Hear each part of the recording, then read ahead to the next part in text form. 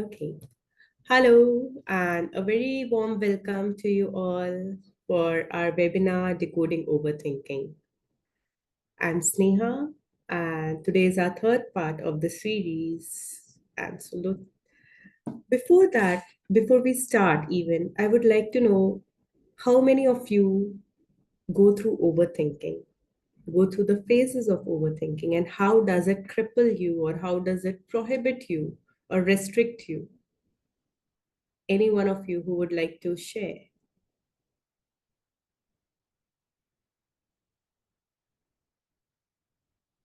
Am I audible and visible to you all?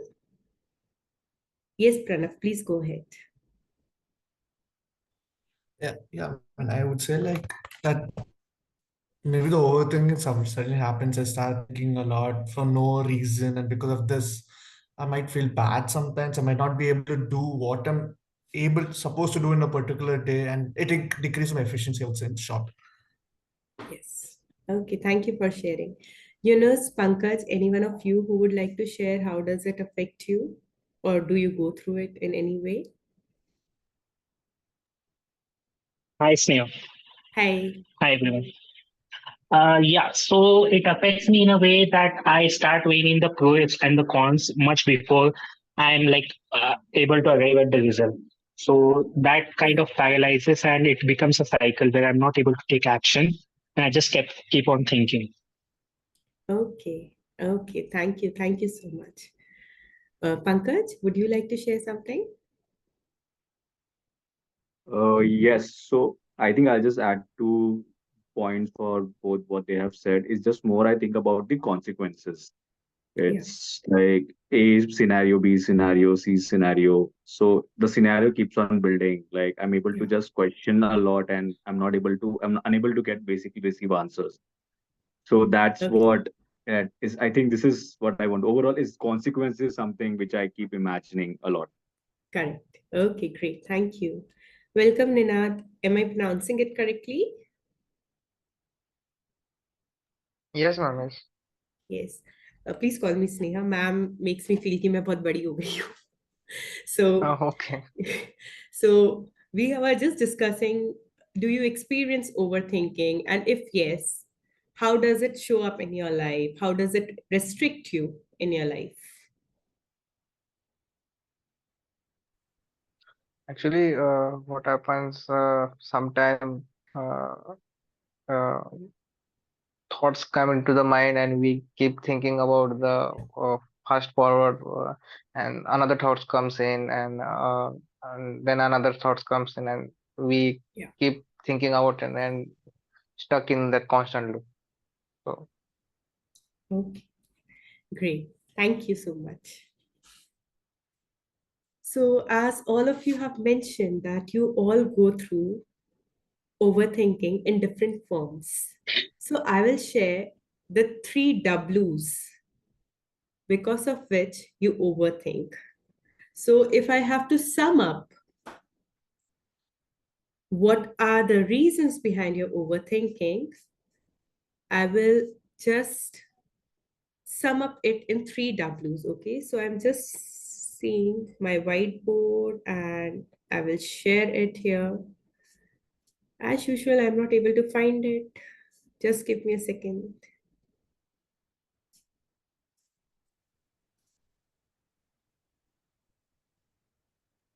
It's under more. It's not there. I searched that. I'm getting an option of whiteboards on my screen. So probably, I don't know why the apps keeps on updating themselves. The moment I learn, they bring a new upgrade and I'm still figuring out. Okay, so tell me if you're able to see the whiteboard. Can someone share that if they can see the whiteboard? Okay, great. Yes. Thank you. So the reason behind your overthinking thoughts can be classified into three categories, or it could be a combination of these three things. The first is what ifs. The second is warnings. And the third category is worst case scenarios. All your overthinking can be summed up, all those thoughts can be summed up in these three. So overthinking is basically worrying about an imaginary and painful future. We keep on thinking, we keep on trying to analyze different scenarios, as someone pointed out, or we keep on jumping from one thought to another. And why we all do that? So, we all do that to keep ourselves safe. Because, oh, sorry, if someone's mic is switched on, please can you mute yourself? Thank you. Okay. So we keep having those overthinking, or we keep having those worrisome thoughts because it allows us to be safe. For example, when I keep on thinking about what if, an example could be, what if I do not study well? What if I'm not able to manage my studies for GMAT and my job and my current responsibilities? What if I do not succeed in a particular aspect or project? What if I'm unable to crack GMAT? What if I do not get the seat in my desired college? What if things do not go as per plan? So all those what ifs allows me to be prepared for the consequences which I might face. Next is warnings.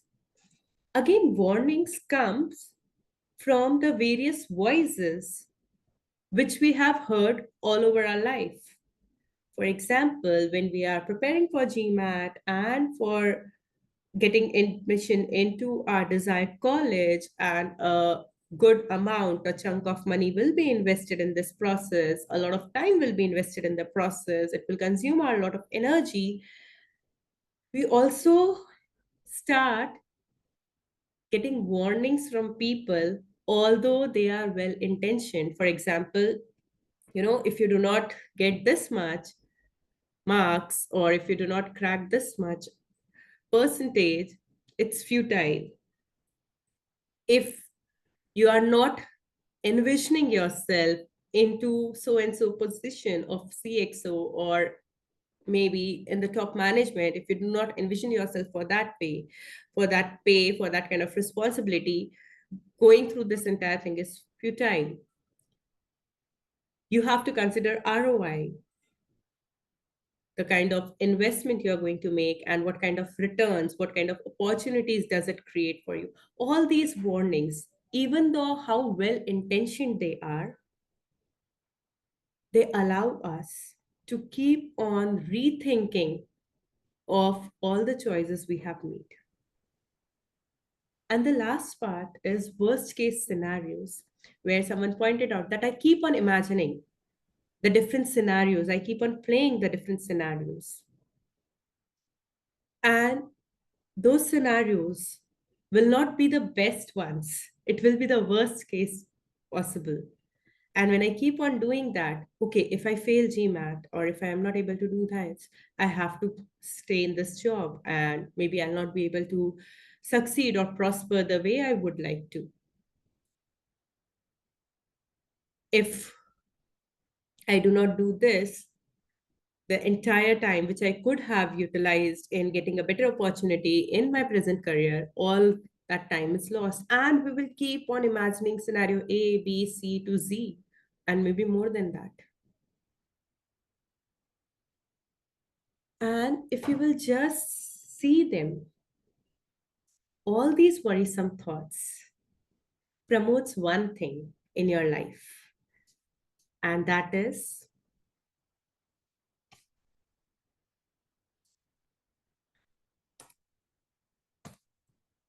victim mentality.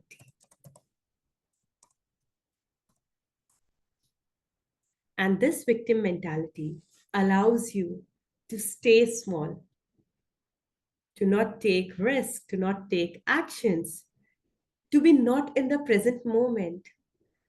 It it's like it allows you to prepare yourself from any kind of setback. This victim mentality, it transports you to an imaginary future, a painful future, and it allows you to accept the futility of your actions, futility of the life you are going to choose. And this chronic disempowerment, this constant victim mentality, it allows us, it gives us the permission to take a step back from facing any kind of challenge. It reinforces a kind of sense of helplessness. We all know consciously that, overthinking is bad. We do not have to take so much of stress and tension. Yet we keep on doing it as if something unconscious is under operational, which does not even allow us to take a conscious charge. So I will explain one, the biological reason behind overthinking. When we keep on overthinking, what happens is a hormone, dopamine, is released. This dopamine is the same hormone which is responsible for our happiness, which gives us excitement. And with constant worrisome thoughts, with constant overthinking, what happens? A dopamine is released. And since all these worrisome thoughts is actually our victim mentality state, when some of our imagined worst case scenarios or some of those consequences do come true, it also gives us a feeling of entitlement. I already thought about that. Does this happen with you? Any of you? It's like, if I use Hindi, if everyone is comfortable, it's like, bola tha na, meko laga hi tha aisa hoga. And we feel a sense of entitlement there, that I knew it is going to happen. So that is because that worrisome thoughts allows us to experience that dopamine kick, that if for some reason our self-imposed prophecies or imagined future or those worries do come true, I can feel that entitlement, that I already knew it. Okay, this happens biologically and psychologically. Second reason behind these worrisome thoughts is because we have a certain program stored in our body. For example, just like a computer program, when you press a certain key, that letter, maybe if it's an alphabet or if it's a number, it gets displayed. If I press A, it will show A on the screen, right? If I'll press 9, it will show 9 on the screen. If I'll use some function keys, accordingly, it will show up. So similarly, a program is there in our mind. Mind does not mean your brain, rather mind means your subconscious. Okay? This subconscious is a directory of different kind of programmings which is stored in your body. Now, when we go through these worrisome thoughts, this chain of overthinking of different kinds of probabilities that could happen, that might happen, we are essentially falling back on the past. Something of similar nature might have happened to us, or we might have seen it happening to other people. For example, if my biggest worry is, since it's for GMAT participants, I am explaining it in that context, that, for example, if my biggest worry is, what if I'm not able to make it to my dream college or dream institute? Or what if I fail? Okay. Either I have an experience of being failed in certain area of my life which has jolted me or shook me from inside. It need not be academic, okay? It could be anything. Or I have seen how people are being treated if they fail. Okay. So these thoughts, all these worry thoughts are based on the past or on the subconscious.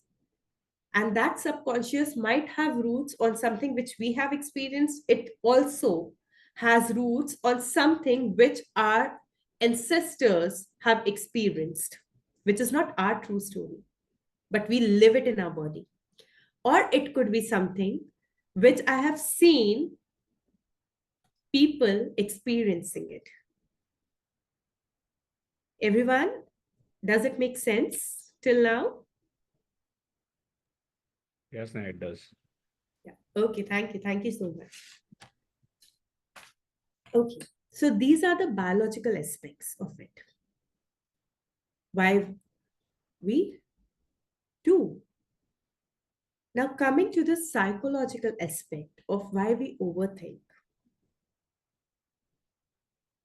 So, the psychological aspect is based on keeping the safety of the person in concerned. If I talk in very layman language, for example, if I throw a brick on you, okay, and if you have never experienced that a brick could hurt or something if thrown can hurt you, you will simply not worry. You'll simply not try to protect yourself. For example, if there is an infant or maybe a toddler and he has not experienced any kind of fall, any kind of hurt, and if I just throw something at that toddler, they will simply not react. They will just watch it out of curiosity. It is only either they have experienced that hurt, for example, they got hurt, or someone in their caregiver, who is their caregiver, have told them, no, no, no, this could hurt you. No, no, no, don't do this. This could hurt you. Okay. And the brain's job is to keep us safe. So from next time onwards, I'll not even experience it. I will not even go through that process of learning, experimenting, failing, and learning again. I will simply take a step back. I'll share this with an example. So, what happened that when I was in school, all my friends, all my family members, the extended family members, they used to tell me that, you should not take any subject, because I belong to an orthodox family culture and typical Marwadi setup where girls were not allowed. Now the things have changed drastically, but at that point of time, and I belong to a very small town mentality kind of play. So it was like that you have to do something, you have to study in a way, if you truly want to make a career, that you can do it from your home. Or it should be an extremely respectable job like a doctor. This was for girls. Okay. So this was told to me often. So I started dreaming when I was a small child. I started dreaming that I will become a doctor, and that is how I can use my studies. Okay. When I could not understand biology at that point of time, the second thing which people told me was that do CA. That way you can at least help your family business. Because in Maheshwari communities, every family owns a business. I mean, things have changed a lot in the last 5-10 years, but otherwise it's still a business dominated community. So I thought of becoming a CA. And why I was doing that? Because why I was following everyone's else advice? Because I felt threatened. Deep inside, I felt threatened that I may not be able to contribute, make something great out of my life. So I should do whatever is acceptable in this community. So psychologically, I bought all their stories, all the narratives which people have told me, and I stick to commerce. However, I truly wanted to learn biology, though I could not understand a word of it. I truly wanted to shine and meet different people. Psychology interested me, but didn't pursue any of it. Why? Because their thoughts kept pestering me.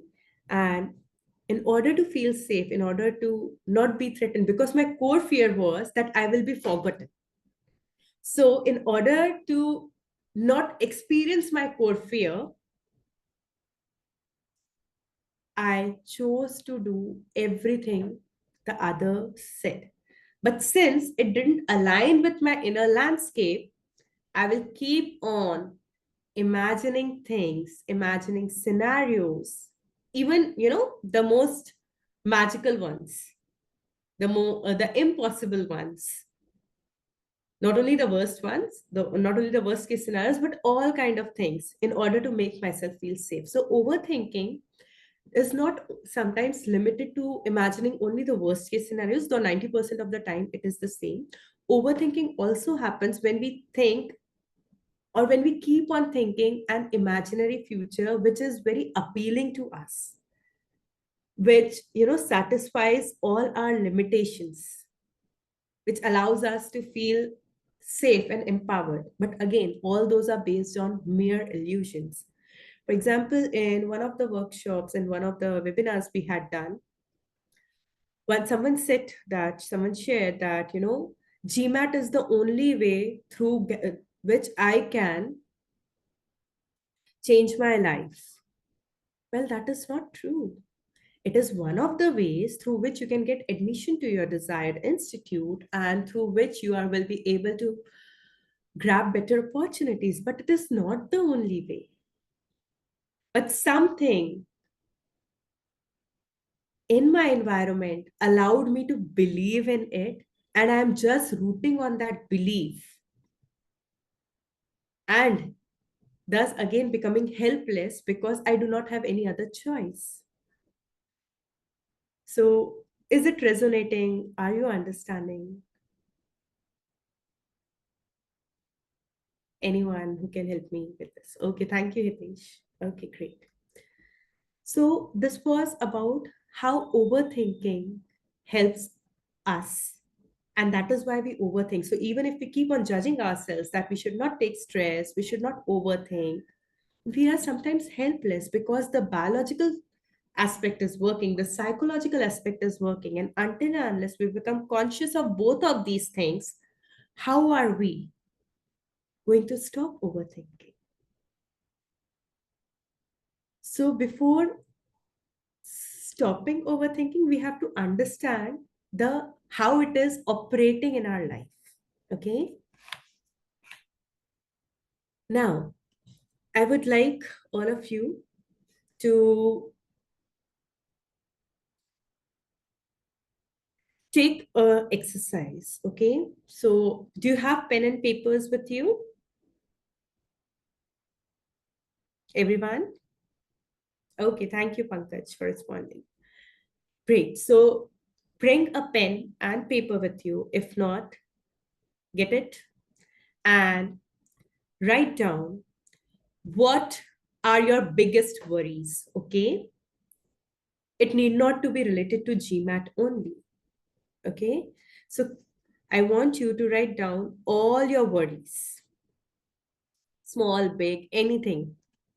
Earlier I said biggest worry, but now let's reframe it and write down all your worries, anything and everything. And let me know when you are done. Okay. The best way of journaling is writing without thinking, without stopping. That allows your subconscious to take charge. So write down all your worries. Let me know when you are done.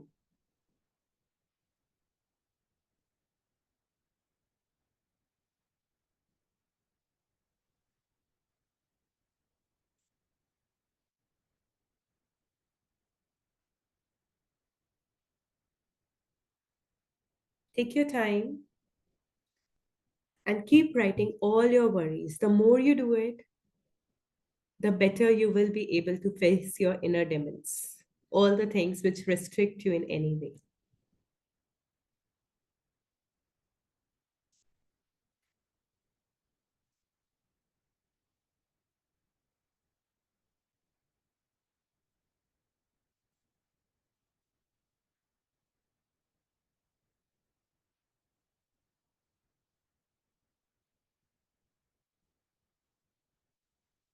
I hope you all are writing. It will be great if you can come on camera.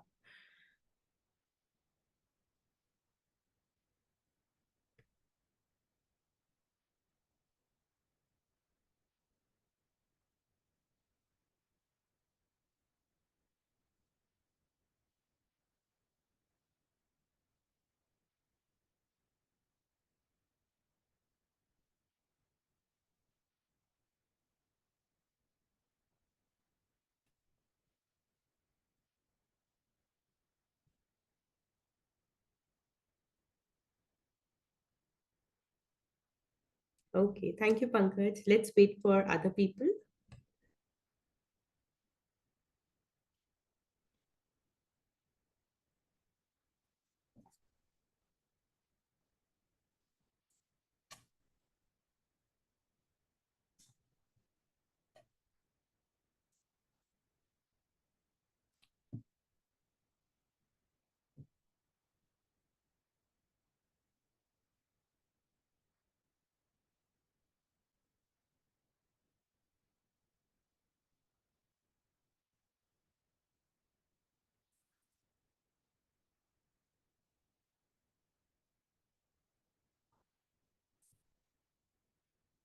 We'll be waiting for another minute and then we'll proceed to the next step.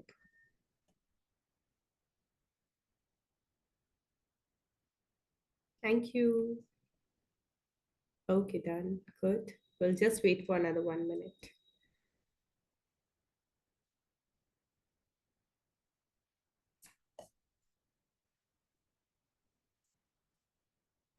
And meanwhile, all those who have completed this step, I want you to read what you have written. And if all of you have done it, great. Then just read all your worries. Okay. And as you read each of them, see if it is true, if it is really true, or it is something which I have imagined to be true. And just write true or imagination in front of them. Okay. So you have to read all those worries which you have listed down and just read each of them. Just think and contemplate and see if it is true as of now in this present moment, or is it an imagination?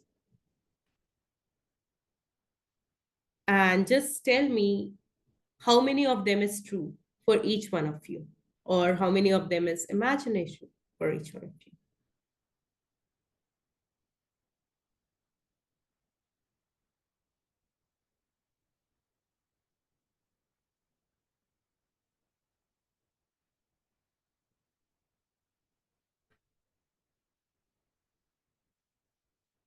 Yes, Pankaj, please go. So I think out of 10 things, it's 50-50 basically. Five are imaginations, five are true. Okay, so all those things which are true, I want you to ask this question again, Pankaj. Is it really true? Or is it my opinion? I mean, see that situation from a neutral lens, not something as personal, and question it again and see if something changes.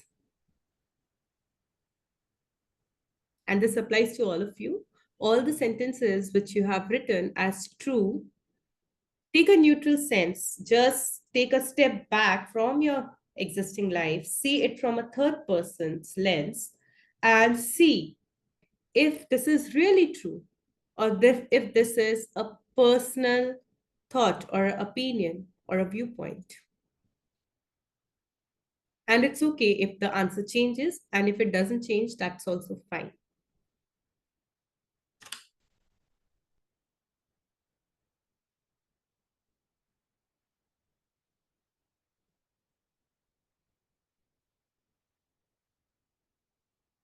Let me know when you all have done the exercise till now.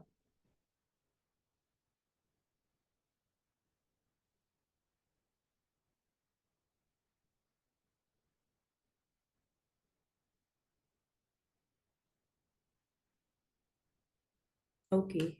Thank you, Hitesh. What about others? Have they done this exercise? Okay. Thank you. Yes. Khushbu has done. TS has done. Abhirup done. Okay. Yes. Almost all of you have done. Okay. Now,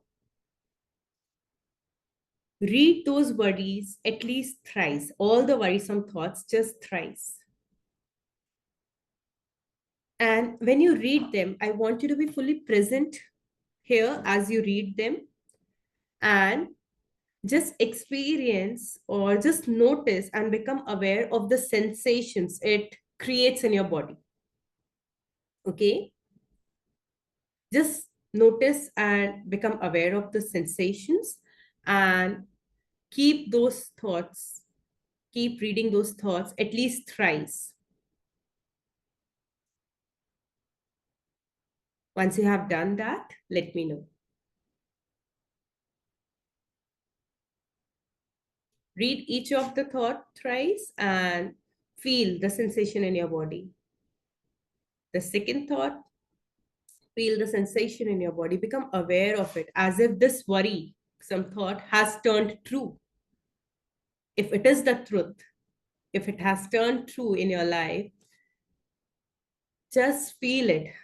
How will it make you feel? And become aware of those sensations and experiences in your body.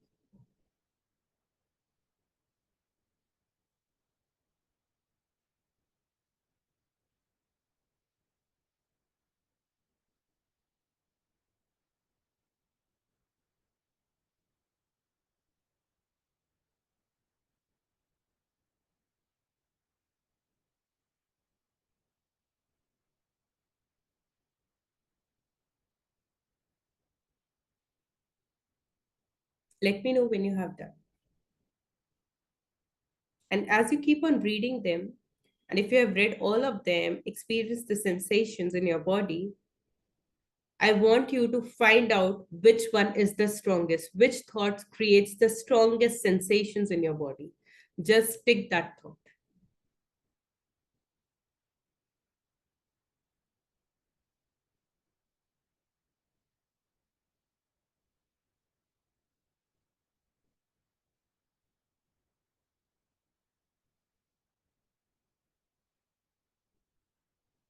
When you have completed this part of the exercise, let me know.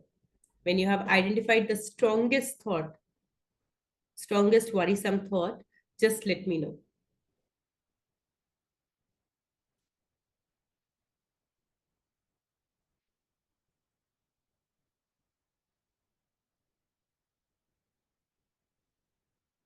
Okay, one has completed the exercise.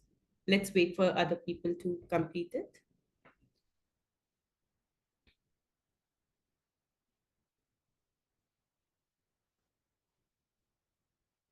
Okay, great. Fine. Now, is this thought, which is the strongest worrisome thought, connected to GMAT? Is it related to GMAT? Find it out, yes or no. Okay, for Khushbu it is yes. Hitesh, it's no. I want answer from everyone, okay? Khushbu, Abhineet said yes. Mm-hmm.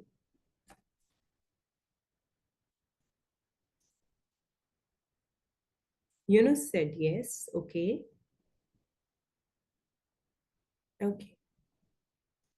So all those people who said no, okay, that this most strongest worrisome thought is not connected to GMAT, I would suggest you to explore that problem, to resolve that problem first, because we have to address the right problem to get the solution. If you're preparing for GMAT and you're worrying about something else in the background, which is occupying 90-95% of your energy, it's not going to help you stay present in this preparation, stay present in this work. And those people who have said yes, I will not answer it right now, but you will go through it and understand why I asked this question. Because, for example, let's say that I have lost a very, you know, very important document in my school. Okay. And if I keep on thinking it, searching for it in my house, I'm never going to find it. Right. If I have to find that document, I have to go to the place where I have lost it. Similarly, if you have to solve the problems which you're facing in GMAT, first you have to go to that right problem rather than just worrying about how I'm going to crack GMAT. For example, out of all of you, only 3 people said that my biggest concern is GMAT. My biggest worrisome thought is GMAT. For all the other people, it wasn't even related to GMAT. So if it is not related to GMAT and it is still occupying so much of your energy and space, you have to first resolve it. Then you can bring your 100% to this preparation. Okay? And now the exercise will keep on getting intense. Okay? So I want you all to be fully present here. Drink water if needed. Now, this worrisome thought, which you have identified the strongest, now write that thought in bold or maybe in extended or enlarged font size in your paper. Take a fresh sheet of paper, and I would suggest fresh sheet of paper for a reason. So take a fresh sheet of paper and write down, identify the most worrisome thought which you have identified. Write it down in bold capital letters. Let me know when you have done that.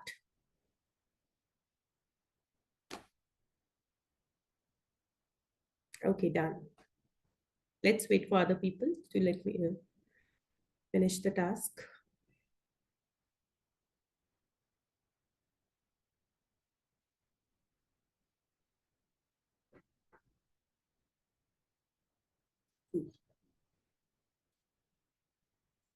Great.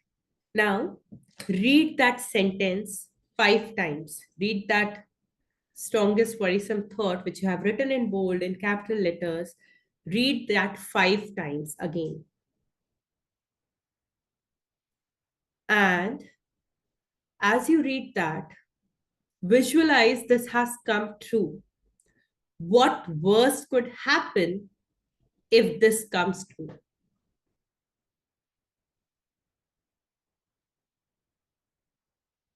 And once you identify what is the worst thing that could happen, just question it. For example, if I fail, what is the worst thing that could happen if I fail? I may not get the desired job. What is the worst thing that could happen if I do not get the desired job? I may not achieve my goals. What is the worst thing that could happen if you will not achieve your goals? So I want you to question each and every answer which you say as the worst and keep on exploring it. Let's dig deeper and find out what is the worst thing that could happen. Just asking, keep asking yourself the worst thing that could happen if so and so.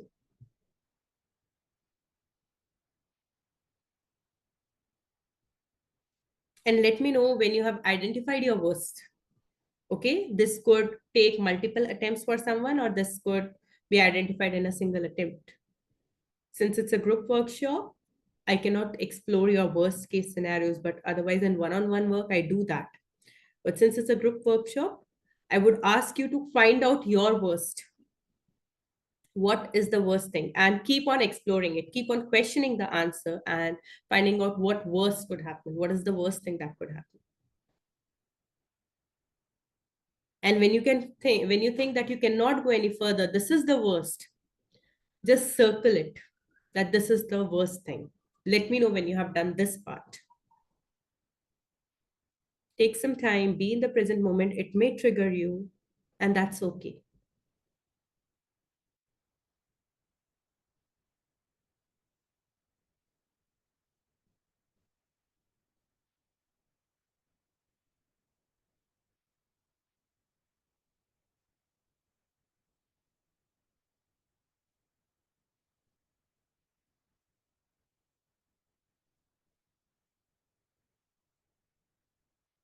Let's give it some time, maybe a couple of minutes, and keep on exploring what is the worst thing that could happen.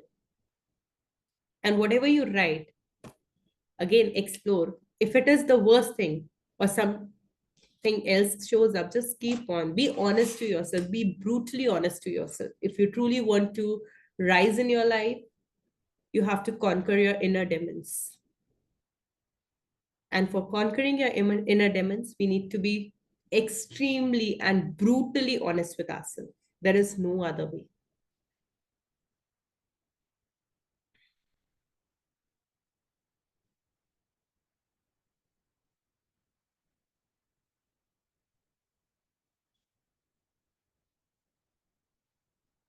Let me know when you all have done.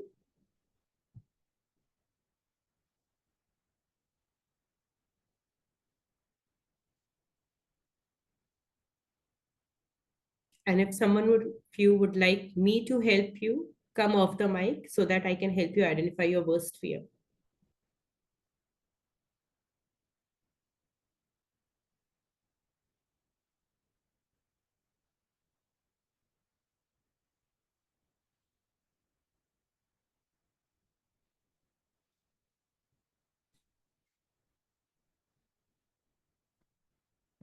Can we go ahead? Or would you like to have some time? If someone can let me know. Because after this, we will go through that deep meditation exercise, which I was speaking about in our email. So I want you to identify this fear first.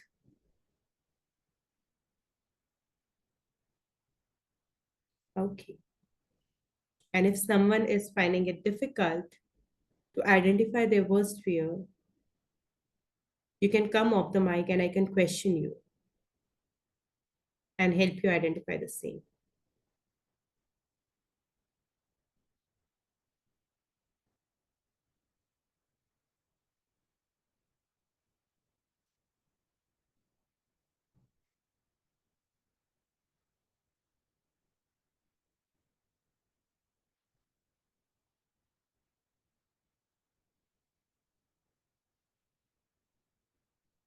Okay, we will wait for another 1 minute and then we'll start with the deep meditation, which I was talking about. If any one of you needs more time, please let me know because I would like all of you to participate and be with me in that meditation. That will really help you and ease you.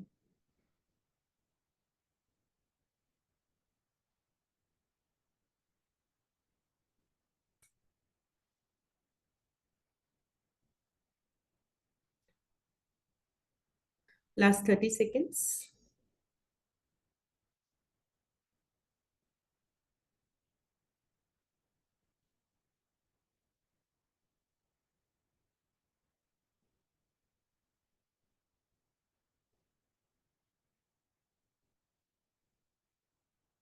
And for the meditation, if it is possible for you to come on screen, be on camera, it will be great because then my nervous system can connect to your nervous system.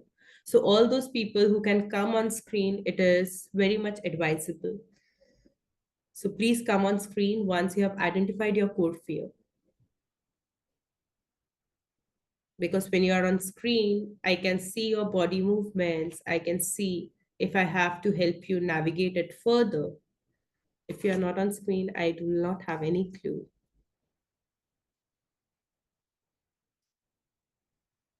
Okay, so is everyone ready with their core fears? Has everyone identified their core fears? Please tell me. Okay. What about others? Okay, great. Fine. So now I would like you all to sit comfortably. If you are sitting on a chair, take a back rest. If you are sitting on the bed and if you can take back rest, that is advisable. Ensure that your spine is straight and you're not leaning your head backwards, okay? Just keep it in a straight position so that your spinal cord is straightened, okay? If you're sitting on bed or in cross-leg position, that is fine. But if you're sitting on a chair, ensure that there is a space between and behind your knees. If possible, please come on camera. It will really help you.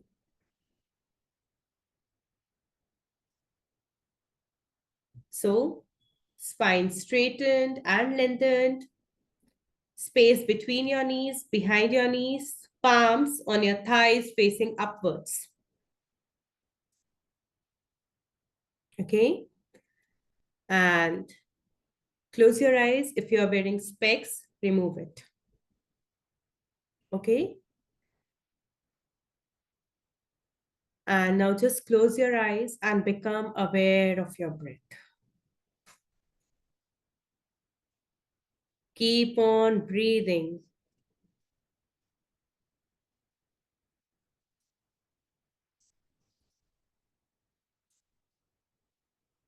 Become fully aware of your breath.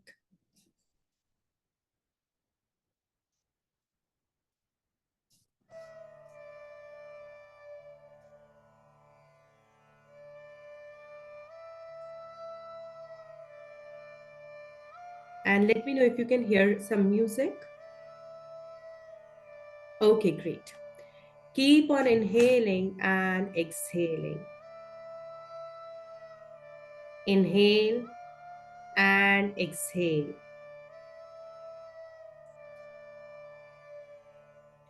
Breathe in and out.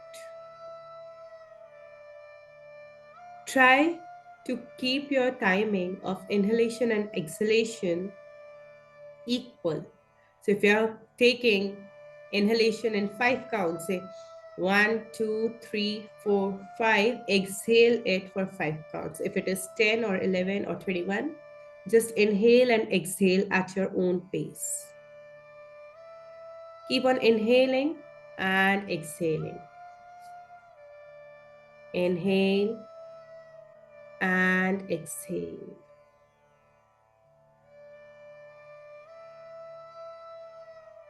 Inhale and exhale.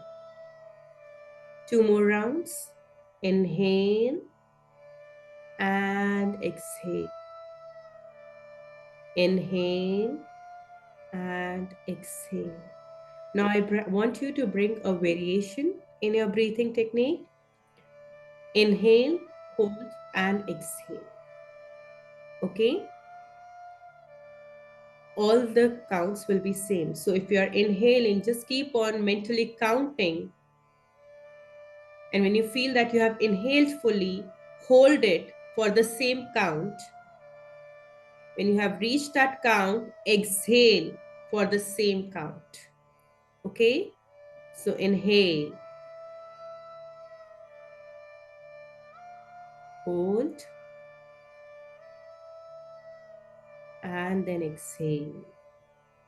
Keep on breathing at your own pace, inhaling, holding, and exhaling.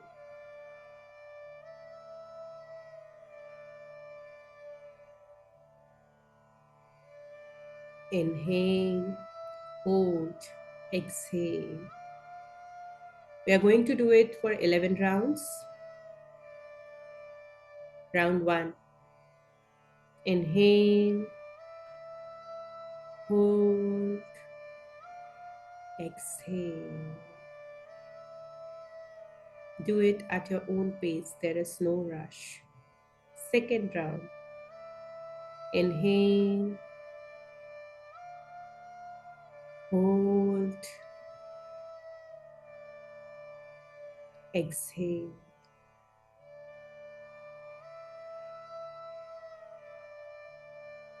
Third, inhale, hold, exhale. Fourth, inhale, hold, exhale.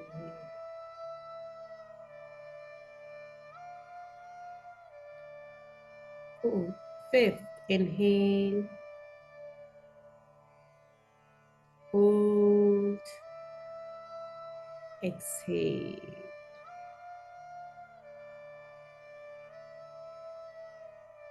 Fifth, inhale, hold, exhale.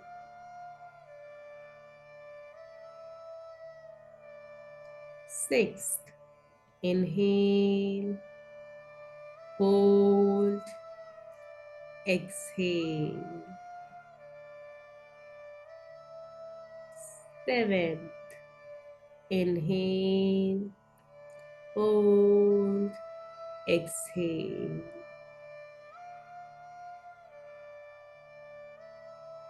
Eighth, inhale, hold, exhale. Ninth, inhale, hold, exhale. 10th, inhale, hold, exhale. And the last, inhale, hold, and exhale. And now imagine that sentence, that core fear which you have written, the worst that could happen to you. Imagine how it would look like when it will get materialized, when it will be your truth. Just see how does that visual look like.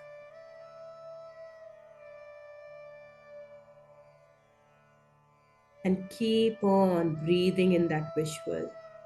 Keep on living that worst fear of yours, that core fear of yours. And now, as you keep on imagining and visualizing your core fear, I want you to become aware of your body and feel that fear inside your body. You might feel certain kind of physical sensations in any of your body part. It could be a sensation in your chest, in your stomach, in your legs, in your hands, in your back, anywhere, any kind of physical sensation. So I want you to just keep on living that worst fear of yours and find the physical sensation in your body.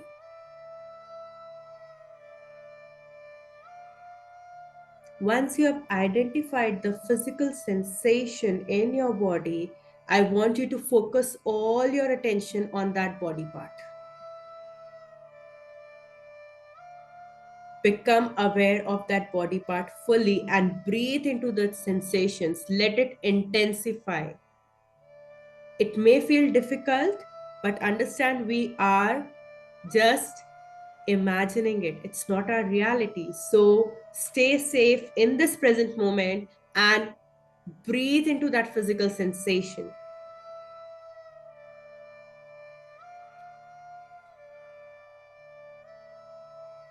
Okay, just breathe into that physical sensation and intensify it. The more you intensify, the deeper it gets, you will be able to release it in a better way. And now, once you have identified that physical sensation, create a big open window on that body part. Create a big open window on that body part. And release that fear, that sensation out of your body. Okay, give it a form, a size, a shape and color, and see it leaving your body. So inhale, breathe into that sensation, and exhale with an open mouth, and see that core fear of yours leaving your body. Give it a form, size, shape or color, and breathe it out from your body. Inhale, intensify that sensation, and then breathe it out. Let it move out of your body.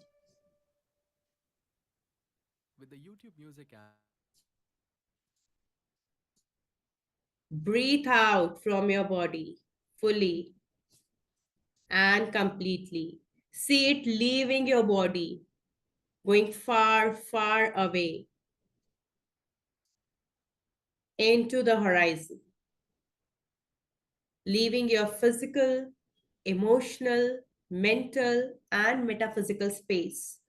Take time and breathe it out. If tears come up, if you start yawning, it's all a sign of release. So release it. Keep your mouth slightly open and breathe it out. See it leaving your body. Breathe out. Breathe out. Let that worst fear, let your core fear leave your body. Allow yourself to release the clutches. Allow yourself to release all the things which are restricting you in any way, which are not allowing you to grow, to blossom. Allow yourself to yawn, to cry. Any form of physical sensation, allow it without judging yourself, without shaming yourself. Just release it from your body. Keep on breathing it out.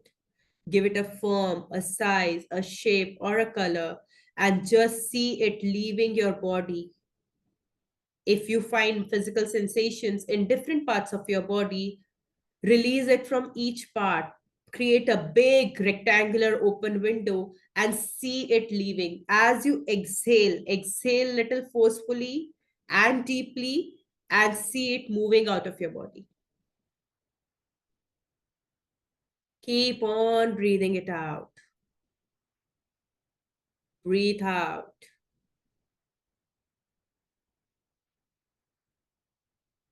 Breathe out fully and completely.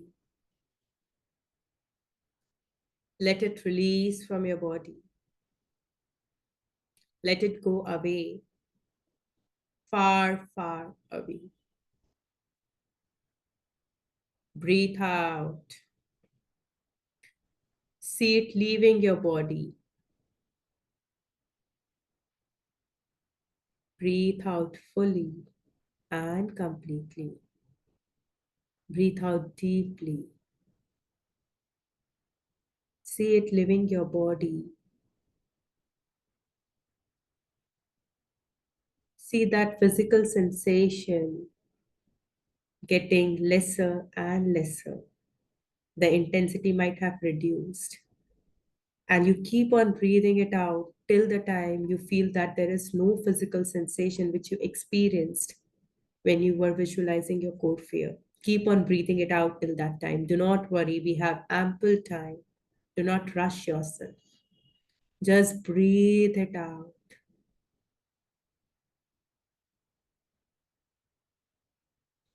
Keep on breathing it out. Let this fear move out of your body, of your emotional, mental, physical, and metaphysical space. Allow this fear to release the clutches, release the claws through which it was holding on to your life.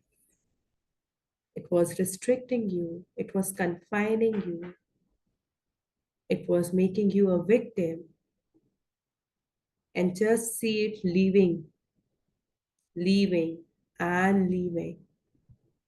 Now, with 3 deep inhalations and exhalations, it will move out of your body completely. Inhale and a deep exhalation.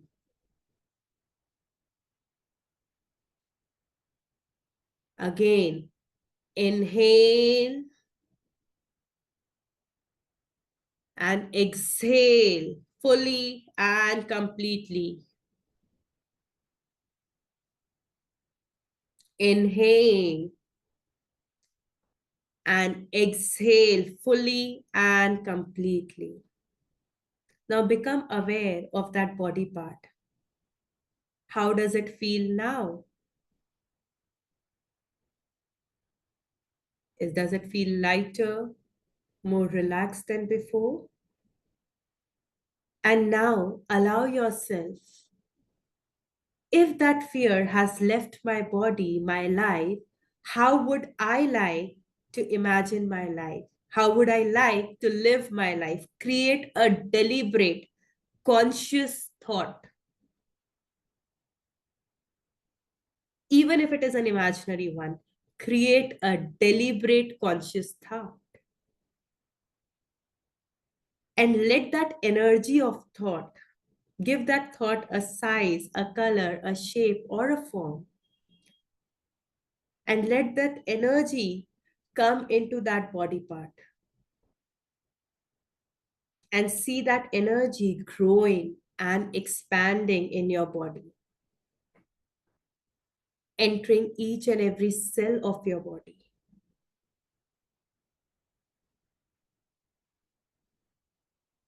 Allow this deliberate, conscious thought about your desired life to find a place in your body, and let this thought, this energy expand in all the directions, upwards, downwards, sideways, front, back, every place of your body. And as you will breathe into this thought, it will keep on expanding and finding place in your body, enveloping each cell of your body. And the more you do it, you will start feeling an empowerment, a sense of control, which was lost because of that deep fear.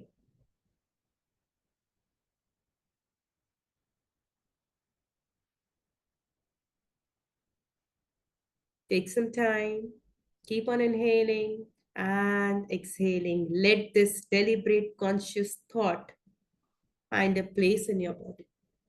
This thought which is devoid of any fear.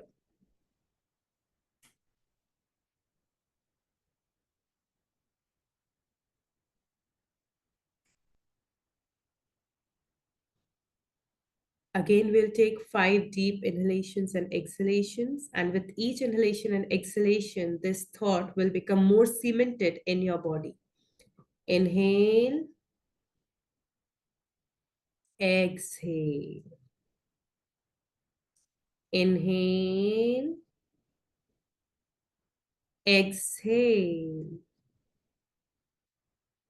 Inhale and exhale. Inhale, exhale. Inhale and exhale. One last inhalation and exhalation. Inhale and exhale.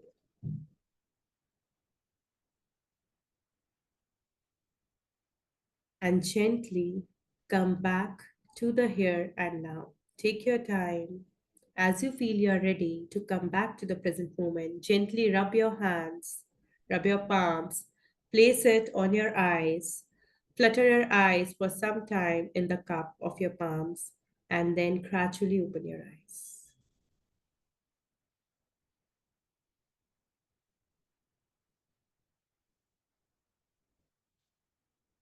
Once you're back, let me know. Okay. Any one of you who would like to share the experience, what you felt, any questions regarding the experience, anything?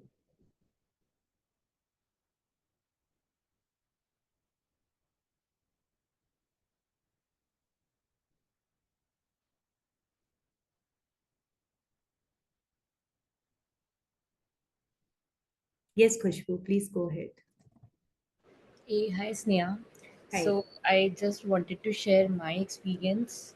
So when we started with this activity, the the biggest fear what I am having when I started imagining it in a life, I became very anxious. The negative energy was deepening in my body throughout, and definitely to some parts of my body, and it was kind of a different feeling altogether. You felt helpless, that nothing is going your way, kind of deep low at the moment. So even tears started coming through my eyes that moment. And I think it's kind of a sense of relief when you said that you want to give away with the thought from your dispose out from your body. So when it happened through this breathing exercise, I was feeling very, kind of a sense of relief at that moment, particularly, like it was kind of a turning point. Yeah. Prior to that, I was feeling very anxious, negative, and that moment it was kind of a null thing. And afterwards, when you said that, you have to bring in your positive thoughts as well. So that time I became empowered, and I feel that I can do anything, whatever goals are there in my life. So it was kind of a transition 10-minute activity. My thoughts have transitioned from negative to positive. And yeah, I mean, thank you for this kind of activity, because consciously we feel very negative, and our mind function in a way that instead of positive thoughts, and negative thoughts comes first in our mind. So like with this thing, it will definitely help me in my preparation, because psychologically I have to be mentally strong to conquer my journey, I mean, to get into the GMAT journey. So this was my experience, and thank you for that. I feel so lighter right now. Yeah. And Khushbu, and this is for everyone. You can do this with each of your worry. Okay. So, whatever worry is crippling you, just keep on breathing into it. See that it has truly happened. Because again, it's an imagined thought, right? And then as you keep on imagining it, find it a place in your body. Find that physical sensation, because that is the most important thing. That is why talk therapy never helps you in the long run. It allows you to feel good, but the truth is the seeds of your thought is planted in your body, in your soma. Yes, yes, truly agree that subconscious things also comes out. Yeah.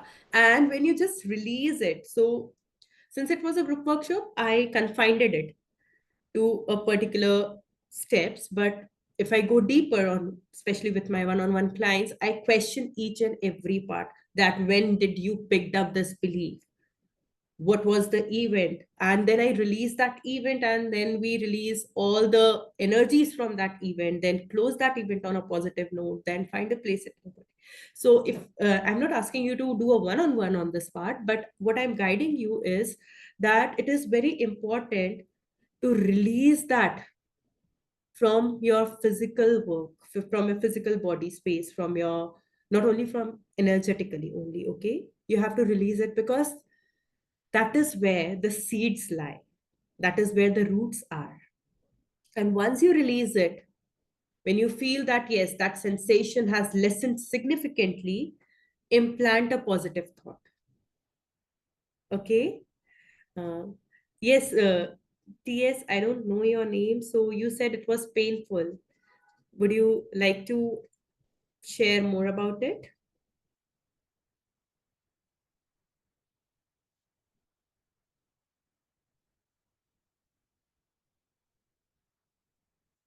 Okay, now I have a direct message that it reminded me of the book How to Stop Worrying and Start Living. However, I never implemented the technique this way. And that's true, right? We do meditation. It's not that we don't do it. And we do all the therapy work as well, as in counseling, coaching, finding out the positive thoughts. But the truth is that we are not two different things.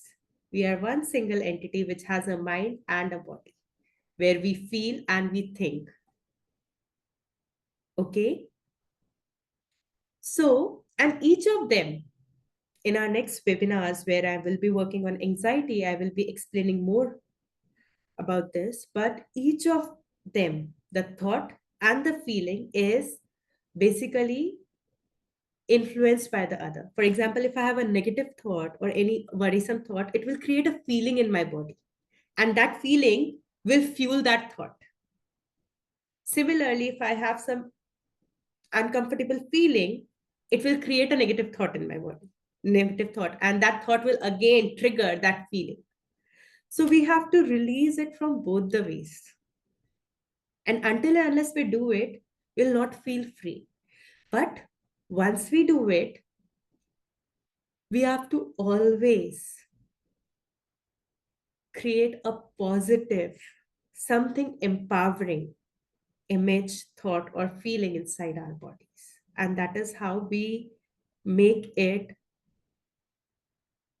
I would say, less threatening, that thought less threatening. And if you keep on doing it regularly, what will happen is you will not give the power to your thoughts. Slowly and gradually, the thoughts will stop, or it will not stop in a sense that you will not have any thoughts, but it will stop having any power over you. It will just come and go. Like a human mind can have 60,000 thoughts a day. And out of those 60,000 thoughts, 90% of the thoughts are repetitive. And out of those repetitive thoughts, 90% of them, if not 100%, 90% of them are the same worries which we live every day in one form or the other. Okay? So this is all about, okay, someone said that the exercise they did, they could not speak on public platform, and that is okay, fine. Anyone else who would like to share their experience or they have any questions?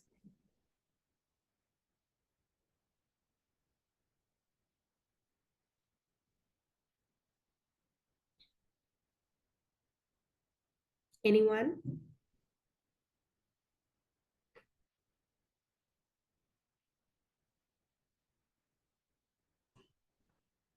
I'll wait for a couple of minutes if you would like to share something. Yes, Khushbu, please go ahead. Just a question, like why it happens, like a human mind always think of a negative aspect but not a positive thought. I mean, why it happens? Because what happens is the first thing which we lose is a sense of safety. Okay? Understand that when we started this journey, this life, we were in our womb, in our mother's womb, right? So that time we did not have anything of our own, right? We did not have a body, fully formed body, or a mind for that matter. And we used to swim in our mother's emotions. Whatever thoughts she had, whatever emotions she had, all of it left a footprint as we keep on forming, as the fetus kept on forming itself. Now, the what started with just like a seed became a fully formed in baby, right? An infant. And This entire thing happened in that womb itself. The moment the fetus is moved out of that womb, the first sense they feel is that unfamiliarity. Suddenly, the place which they called as their home is no more. Okay? That is the first time when we experience separation, when we experience anxiety. Even when we didn't know how to speak, even we don't know how to feel or rationalize our feelings, that was the first time. So basically, our safety was threatened. Okay? Now, what brings us to that safety back? When the mother holds the infant, okay, nourishes it and gives them a safe space. When they keep on having the physical contact with the infant, that's how the safety is built. Okay, it starts forming. However, this is not to blame, but to understand that mother is also a human who might have to go through her own emotional ups and downs, who might be going through some kind of physical pain, and she might not be fully present. And though she is feeding the child, nursing the child, taking care of the child, yet she is not fully present. The child, the infant, senses it energetically, and their sense of safety is threatened at that moment. Gradually, when the infant grows up, and there are moments when, you know, the mother is not fully present or the primary caregiver, excuse me, is not present, the loss of safety is intensified. It is often more when the caregivers are not present physically and emotionally. And this could take different forms. For example, both the parents have to work and they cannot be there for the child. The parents are having a disharmony in their relationship, or they are going through any kind of stress and they are not present emotionally for the child. None of it is to blame the circumstances or to justify it. But the truth is that the child does not have any mind, any nervous system to attune. So, what they have to do, their survival is at stake. And how they can survive is by understanding this could happen. And that is how I can cope with it. Okay? And the truth is that this is bound to happen.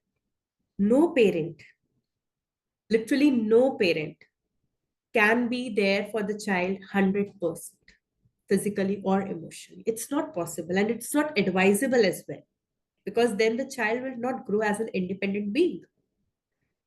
And there are going to be damages. However, if a successful repair is done, the safety is still maintained. For example, if the caregiver comes and they spend some time with the child knows that the mom is going to come back, dad is going to come back, I'm going to be taken care of.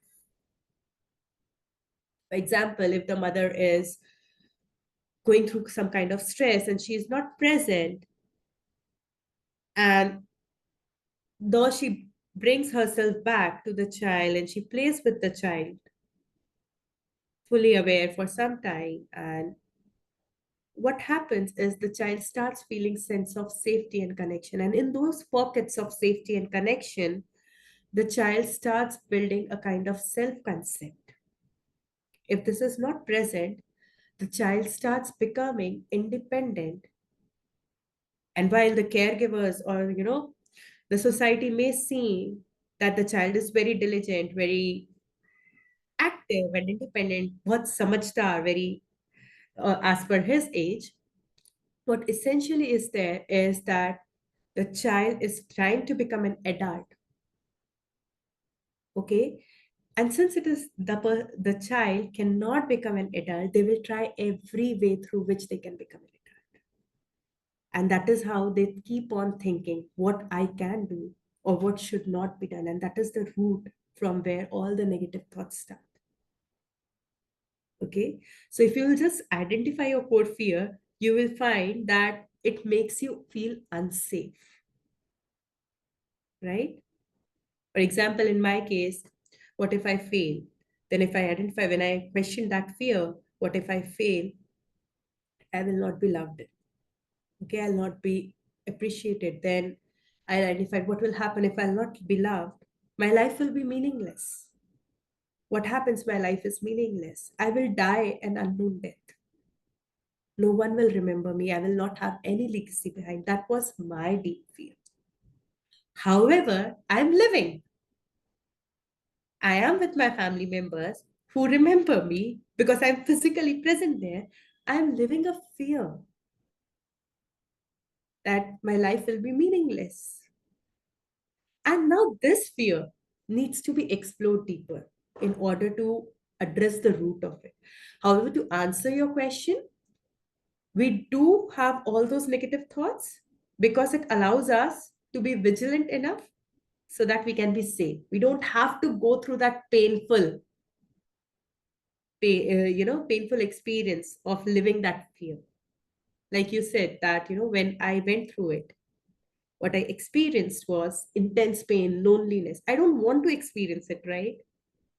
And that is why I will have all those negative thoughts. Like, if you'll not study, you're not going to make it. If you'll not time your questions, if you'll not time the solving of your questions, your numerical questions, if you'll not understand the logic, if you'll not increase your speed, this and this is going to happen. So I'm essentially creating all those negative thoughts in order to push myself so that I don't have to experience that low pace. Right? Because the mind's job is to keep us safe. Have I answered your question, Kushbu? Yes, yes. Got it. Thank you. Okay. Yeah, welcome. I have a question. What are your thoughts on one things or worry about inconsequential things in the absence of real problem to solve?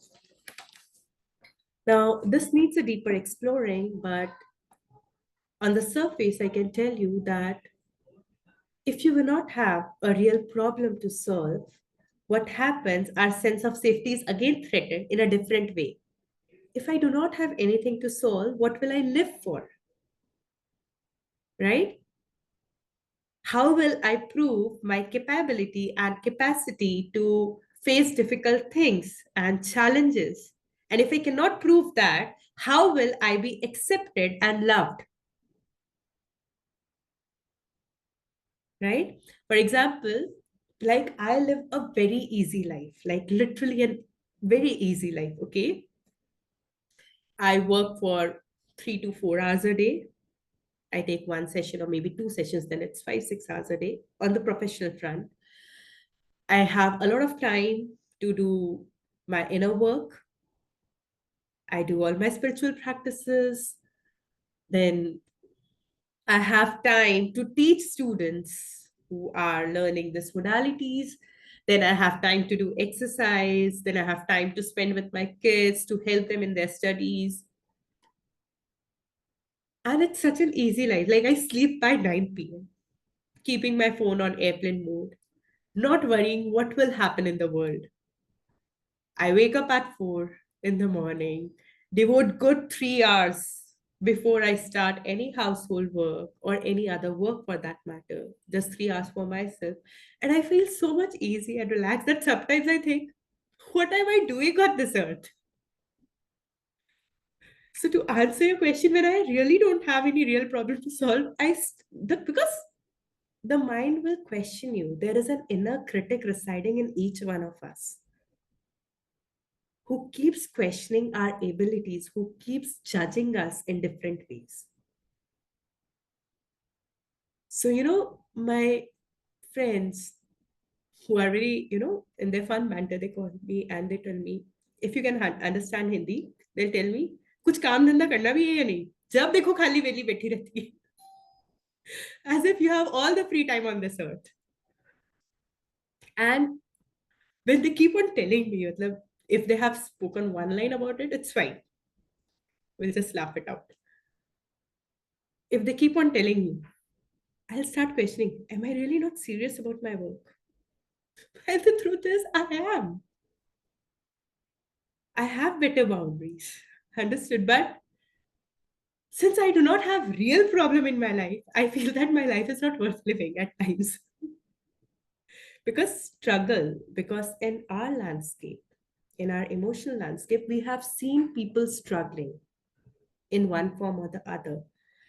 And sometimes in families, in communities, that struggle is glorified.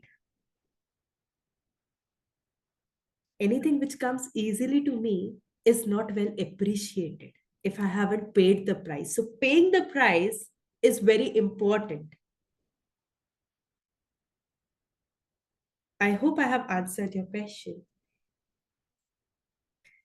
Yes, okay. Someone has asked me that as you mentioned spiritual activities, would like to know what kind of those you do. So, like, I do a lot of, so I will classify it so that it will help you to understand. My spiritual activities are classified one on finding my grounding, and the other thing is on doing my inner work. Okay, grounding is what you did just moments back, breathing, and like the typical meditation, which allows you to be in that thoughtless state. I don't go for that. Okay, I have my kriya practices. So kriya practices are basically different styles of breathing which allows you to become aware of your body fully. For example, you might have seen a difference when, like, you are breathing at this moment as well, right? But you're not aware of your body. Then, when you were inhaling and exhaling, you started becoming aware of your body. The sensation was little different when you started holding the breath. Okay, and so kriya is like that. Different permutations and combinations, different sets, different postures of inhalation and exhalation. Okay, once I do that, when I become fully aware of my body,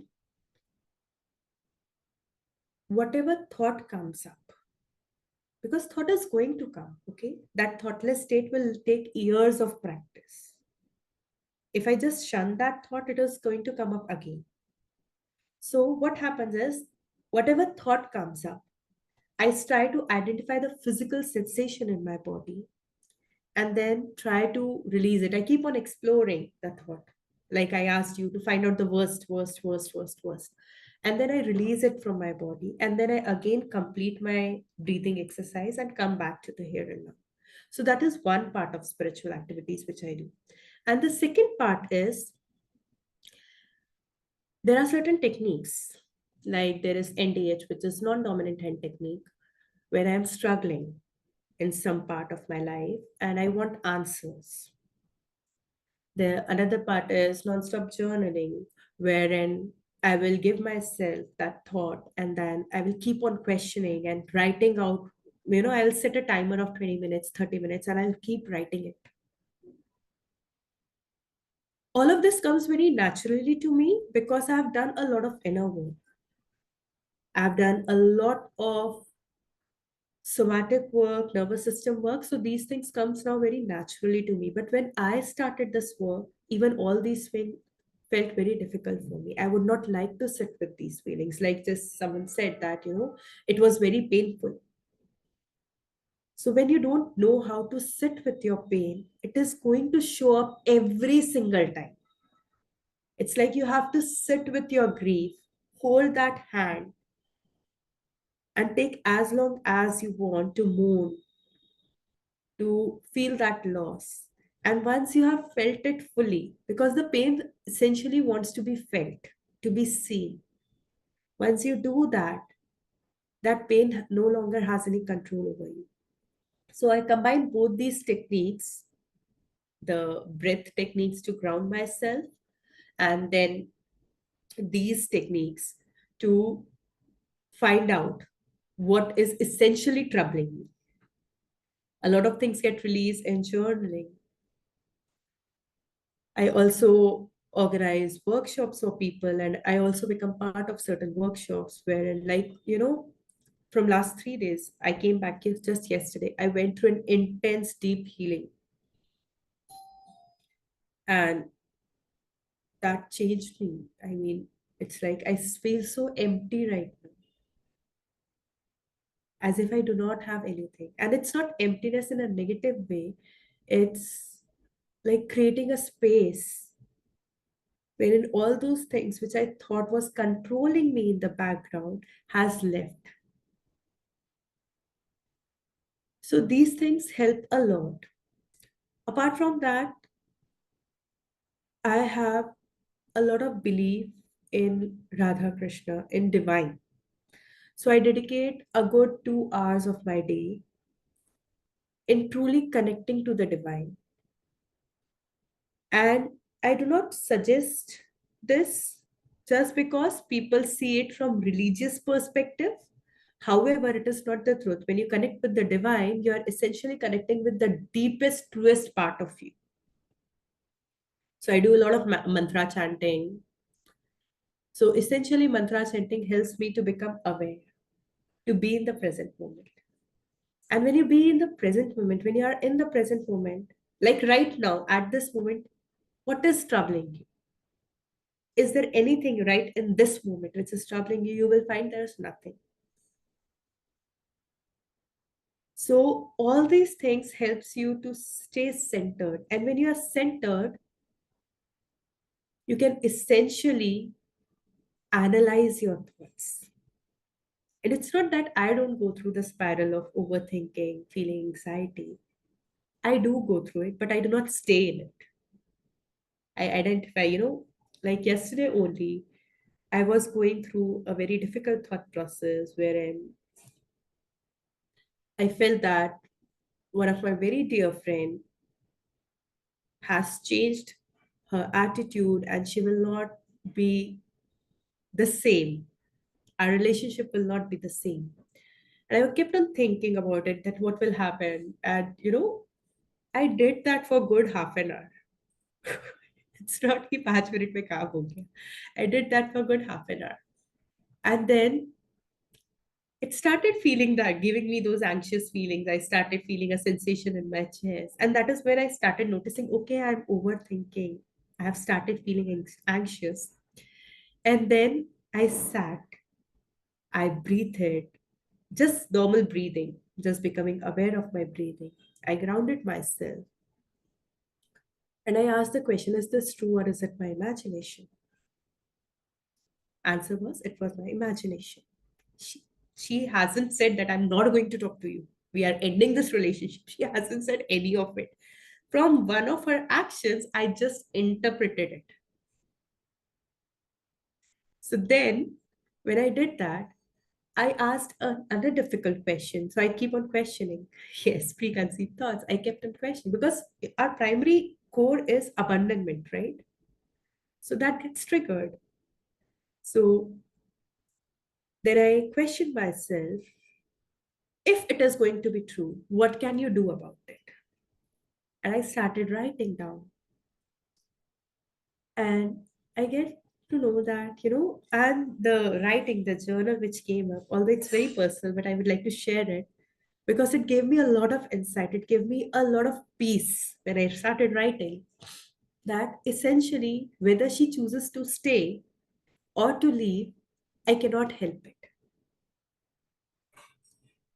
What I can feel is what I truly feel for her.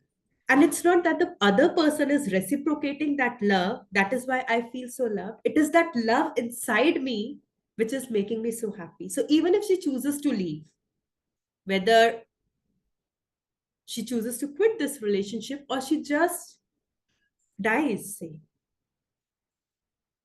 it's my love that is going to keep me and her together. And that gave me so much power that it is essentially in my hands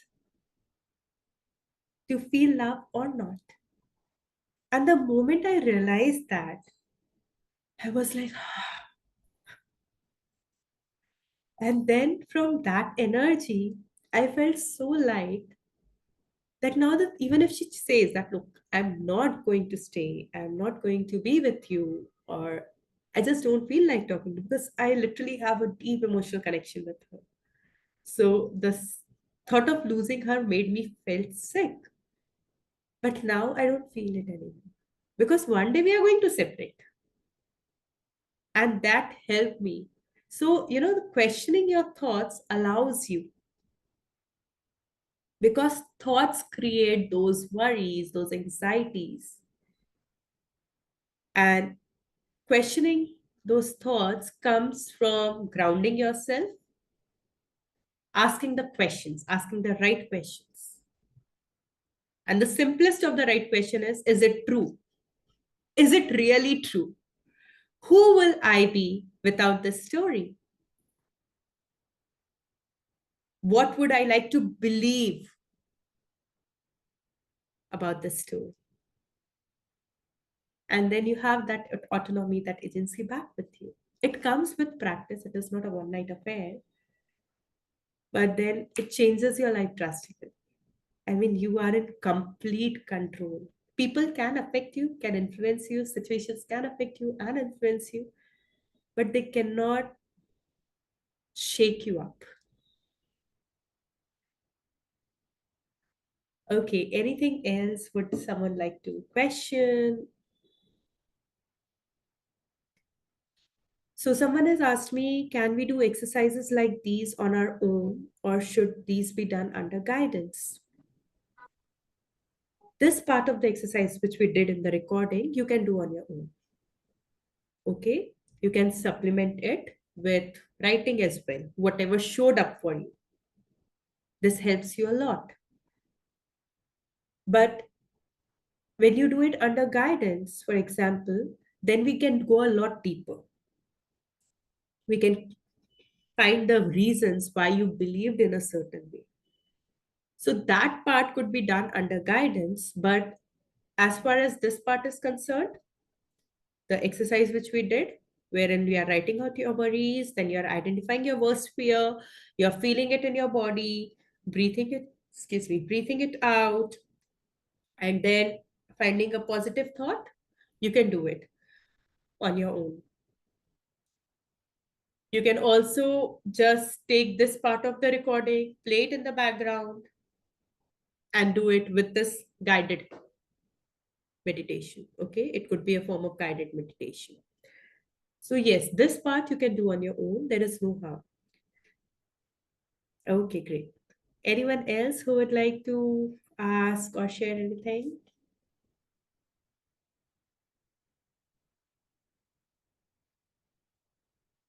I guess CJ has already shared the recordings of the first two sessions.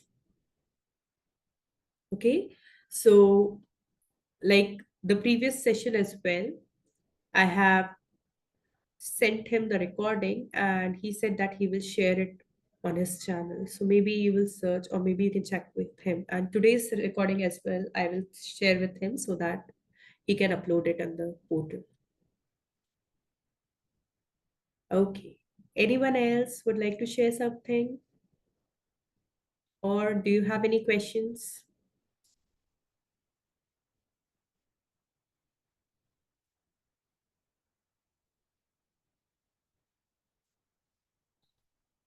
In that case, we can wrap up the session.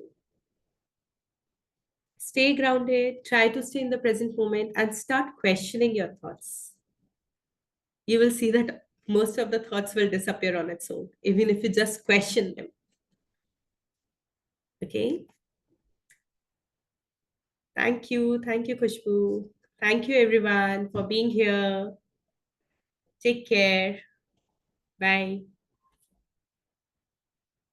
Thank you. Thank you so much. Thank you, Hitesh, Abhirup, Yunus. Thank you. Thank you, TS. Thank you. Bye. Thank you, Chandrasekhar. Bye. Take care.